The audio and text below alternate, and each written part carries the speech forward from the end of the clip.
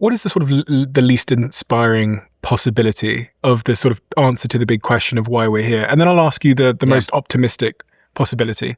Yeah, I think the least inspiring would be what if in the end of the day, it's all just an accident?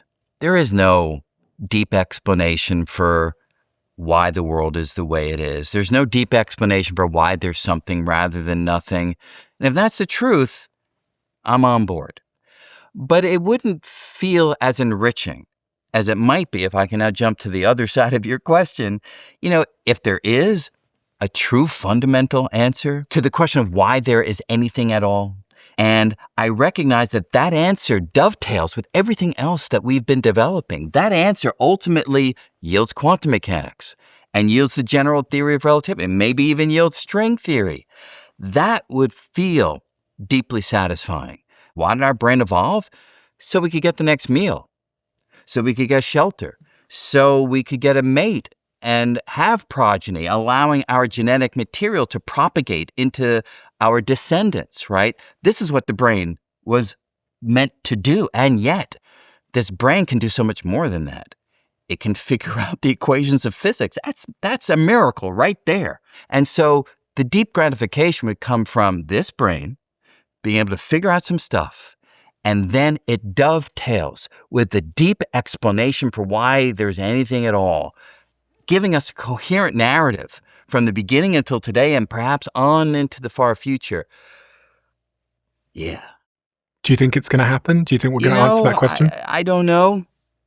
Nobody does.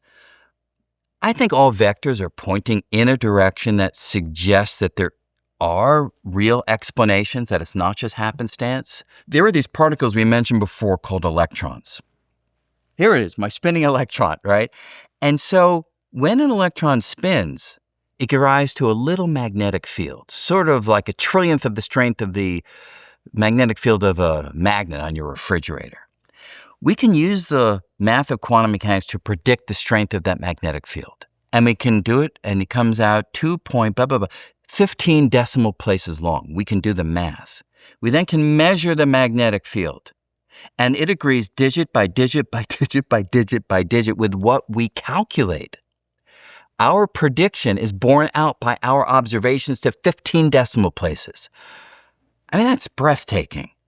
We should not have been able to do that in some sense, to understand the world that deeply with a brain that really was focused upon, getting the bison. And so the fact that we can do that suggests to me that there are these deep patterns in the world that will ultimately stitch together into a coherent story. Do you think it could lead us to God? Well, or religion? It depends what you mean by God. If you mean the kind of God that our forebears often have spoken of, and people today as well, a kind of anthropomorphized being, sitting on the throne in some heavenly place, I suspect not. That feels to me very much a human creation and a wondrous human creation. I'm not of the mindset, as some of my science colleagues are, that religion is an enemy of science and needs to be wiped. It can be, but anything can be an enemy of anything else. It depends how you use it. I see religion not as a structure that tries to explain the world in terms of its workings. I see it as a structure that tries to quell our anxiety, our existential anxiety. Where did religions come from? They came from our forebears recognizing that they would die. So, our forebears had these elaborate rituals of burying their dead. There are these wonderful caves in various parts of the world that have been excavated where the grave goods, as they call it, involving, animal teeth stitched together. It would take a single individual years to create the grave goods that are buried with an individual. Why would they spend the time on that? Well, they were imagining that death is not the end, that individual needed those grave goods for their next journey into the afterlife. And why were they thinking about that? Because it's too terrifying to imagine that death is truly the end. And so from that, you can see the glimmers of a religious sensibility emerging, where we want to have something that suggests that death is not the end. So we invent these beautiful structures called religions. And I say that even from a personal standpoint, I don't believe in any of the traditional religious practices, right? I'm Jewish. I was raised sort of Jewish, more culturally than religiously. Do I pray on occasion? Yeah, I do. Do I believe that I'm praying to an actual God? I do not. But the act of going through the kind of ritual that our ancestors did and giving yourself over momentarily to something that you imagine as being more powerful, I think it's deeply in our nature. So who are you praying to? I am praying to the universe, if I have to give a word to it, recognizing that this prayer is going to fall on deaf ears because there's nothing else out there to hear it, but it makes me feel better. And so there's a part of my mind that's willing to allow the scientific understanding to have its place, but the irrational human side to have its place too. What is the most compelling argument or idea or experience you've ever encountered for a God, like the ones we read about in the Bibles? Very little. Very little. Somebody died in the operating room and they were able to leave their body and see things that they could not possibly have seen. And then they reported back when they were revived and people said, oh, you must have died and left your body. That's the only... No. The human brain has this wonderful imaginative capacity to see things inside of its head that it doesn't literally see. That's what we can do. And so I've never seen a single example where I couldn't feel that I could give a logical explanation, which was more compelling than the supernatural explanation. What about the Big Bang then? Good. So the Big Bang is a question of how it got started. Yeah. And over time, we have been able to push our understanding ever further back. So in about 29 or so, Edwin Hubble, who was a great astronomer, noticed through powerful observations through the telescope at Mount Wilson Observatory in California that the distant galaxies all seem to be moving away. Interesting. Others, Georges Lemaitre, who is a Belgian priest, as it turns out, who also knew Einstein's general relativity, said, well, look, if all the galaxies are moving away, just wind that cosmic film backwards. Back in time, they must have been closer and closer and closer together. Way back in the beginning, they must have all been on top of each other. And then everything running the film forward must have swelled outward in a Big Bang-like explosion. Let there be light. Let there be light, yeah. And so starting in 1929, we began to have a scientific account of how it is that the universe may have been billions of years ago. And in our era, other scientists took the story even further, suggesting that there was an earlier era when the universe was just infused with a kind of uniform energy. You could say, where did the energy come? I don't know. But if it was infused with this uniform energy, they showed that the math required that the universe underwent this rapid swelling, the Big Bang. And so era by era by era, my point is we can push our understanding ever more deeply, trying to get at cosmic origins. We have not been able to push back to time zero itself, but because we're able to push our understanding further back and make predictions about, for instance, what's known as the cosmic microwave background radiation. This is heat that we can observe today that was left over from the Big Bang. Big Bang was very hot. The universe has cooled ever since for 13.8 billion years. We can detect the residual heat from the Big Bang. And so this gives me confidence that we're inching toward the answer to the question that you asked. Now, will we require God at some point? By which I mean, will we say, we've gone as far as we can? Will we have to invoke something else? I can't say no, but I don't see any reason at this point to envision that we won't be able to push all the way to a full understanding. Most of us don't really understand, I guess, how scale and time have a relationship, which Yeah. means that, I've been alive for 33 years now and it feels like a long time. Yeah. But I'm presuming the further and further you zoom out and the wider the scale gets, time is experienced differently. So actually, I could have been here for a second in a toddler's universe who's created the simulation. Yes, all of this is possible when simulations are part of the story. But if you put that to the side and just look at our universe, the timescales even there are shocking. I mean, Carl Sagan used an analogy. He said, look, if you want to understand the timescales of the universe from the beginning until today, which is billions of years, like 13.8 billion years, he said, here's one way to do it. Imagine that all of cosmic history from the beginning until today, you compress it down to 1 year.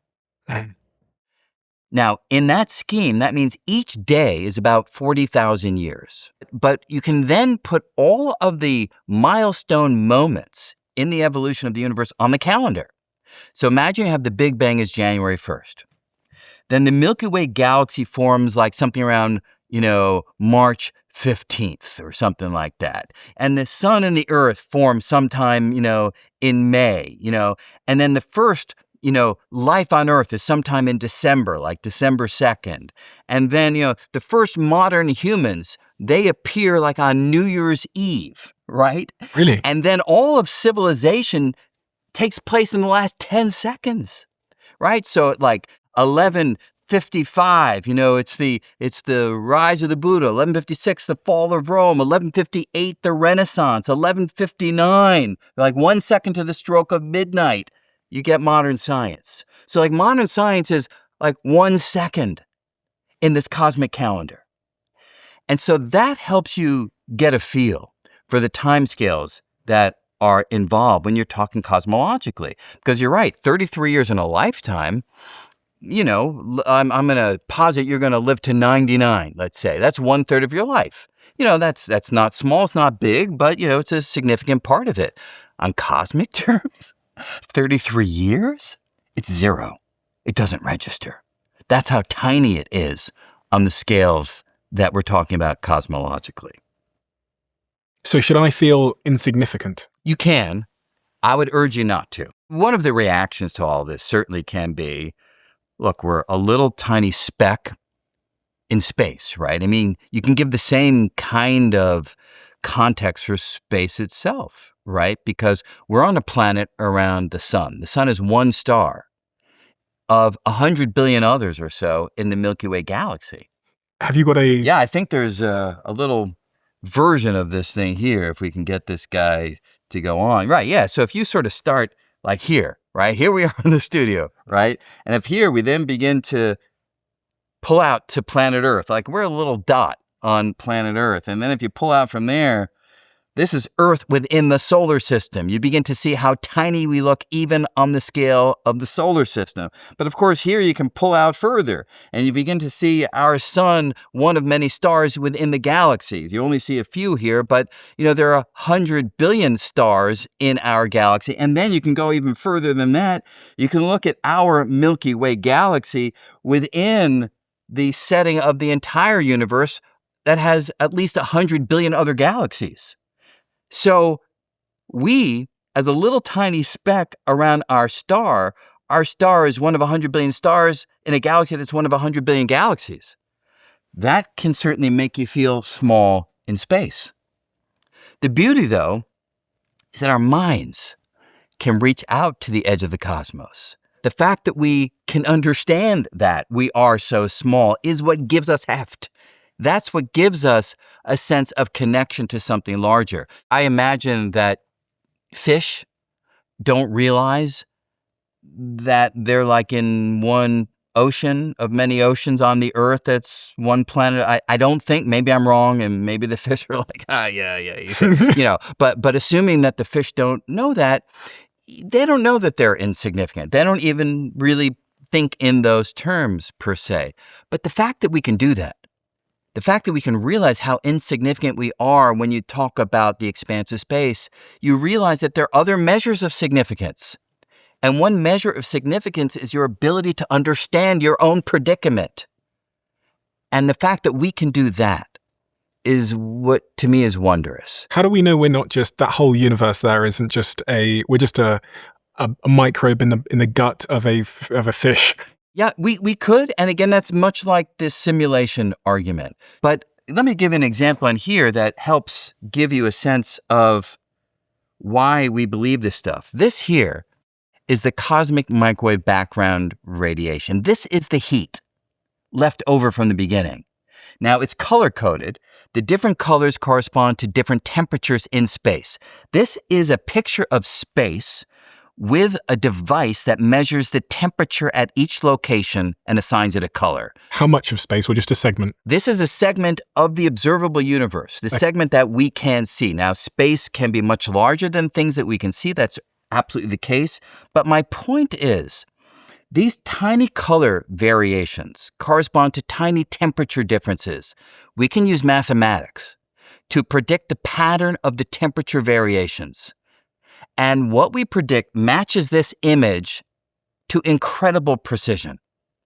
And so the fact that we can do a calculation right at this table with a piece of paper, a pencil, and a computer and generate an image that agrees with what we see, we say, look, yeah, we can be skeptical. Maybe we don't have the full answer, but that agreement gives us confidence that we've got something in the direction of truth. And that, to me, is what gives us something that counteracts the feeling of insignificance.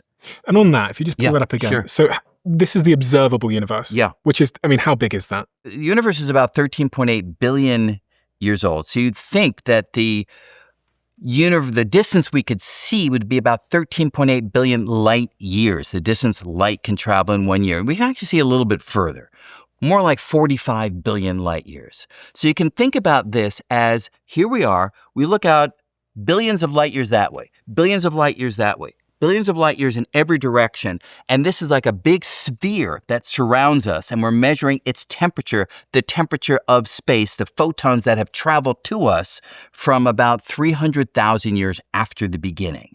So this picture is a snapshot, in essence, of what the universe was like a mere moment in cosmological terms, 300,000 years after the beginning. That is an amazing picture. And what's beyond?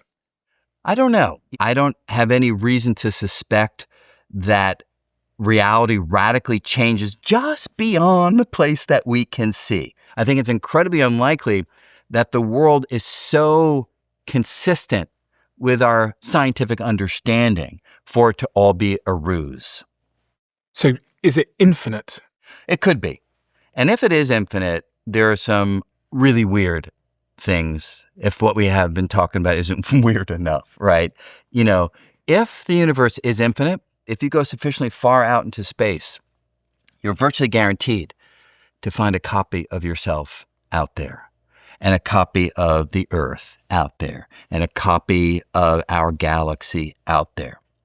It's virtually impossible to imagine a universe that goes on infinitely far and doesn't repeat. You know, in fact, I see a prop here. I can sort of tell you why, right? So here's a deck of cards, right? And I think it's a new deck. Yeah, so everything is in order, right? It's all perfectly ordered like that. Now, if I was to take this deck of cards and I start to shuffle it, right? So, you know, I'm not a particularly good shuffler, but, you know, you get the basic idea. You know, I keep shuffling, and of course, the order changes every time. Right? So if I now, you know, I'm not a great shuffler, so there's probably still, you know, some things that are still, you know, in numerical order, but it's more mixed up than it was before. And I can keep on doing this. Now, sooner or later, if I continue to shuffle these cards over and over and over and over and over and over again, sooner or later, it will get back to the completely ordered arrangement. Why? Because there aren't enough different arrangements to go around, right? That idea applies in the universe in the following way. In any region of space, there are particles. Those particles can be arranged in a variety of different ways. Here they're arranged so that you and I are sitting at this table and we got the cameras and everything. This is just a particle arrangement. There are only a finite number of arrangements of particles in any given region of space. This you can establish from the laws of quantum physics. So if you go out far enough in space, region by region by region, the particles will have different arrangements, but they have to repeat, much like the order of the cards has to repeat. So there has to be a place out there. In fact, if it goes on infinitely far, if you imagine that I shuffle these cards infinitely many times, I'll get that nice ordered arrangement infinitely many times too. Similarly, there are infinitely many copies of you, of me, of everything we're familiar with out there in the cosmos.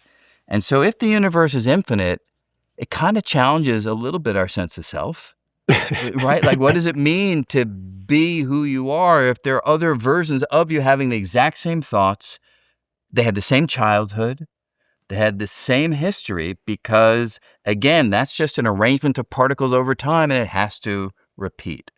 If you love the Diary of a CEO brand and you watch this channel, please do me a huge favor. Become part of the 15% of the viewers on this channel that have hit the subscribe button. It helps us tremendously, and the bigger the channel gets, the bigger the guests.